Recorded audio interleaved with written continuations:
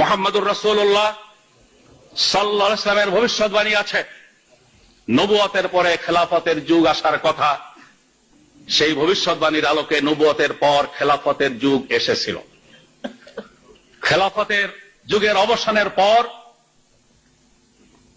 মুলুকিয়াত রাজতন্ত্রের যুগের আসার কথা ছিল, সেটাও এসেছে। আজকে বিশ্বে 2-4টি দেশে যে রাজতন্ত্র আছে, এটা কয়েকদিনের মেহমান হিসেবে আছে। রাজতন্ত্রের অবসানের পর বিশ্বের দেশে দেশে যেই সমাজ ব্যবস্থা, রাষ্ট্র ব্যবস্থা প্রতিষ্ঠিত হয়ে আছে, যে নামেই ডাকা হোক না কেন, তার আসল পরিচয় জুলুমতন্ত্র। ধর্মনিরপেক্ষতার নামে হোক, জাতীয়তাবাদের নামে হোক, পশ্চিমা গণতন্ত্রের নামে হোক, আর যে নামাই হোক না কেন, রাসূল পাক সাল্লাল্লাহু আলাইহি ওয়াসাল্লামের ভবিষ্যৎবাণীর আলোকে এই জুলুমতন্ত্র ইতিহাসের শেষ কথা নয়, এরও অবসান ঘটবে।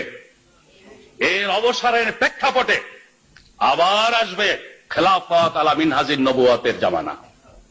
বিশ্ব পরিস্থিতি, বর্তমান বিশ্ব পরিস্থিতি চোখে আঙুল দিয়ে আমাদের দেখিয়ে দিচ্ছে, এই বর্তমানে বিরাজমান জুলুমতন্ত্রের অবসানের দিনক্ষণ ঘনিয়ে এসেছে। এরপরেই বিশ্বব্যাপী ইনশাআল্লাহ ইসলাম বিজয়ী শক্তি হিসেবে প্রতিষ্ঠিত হবে।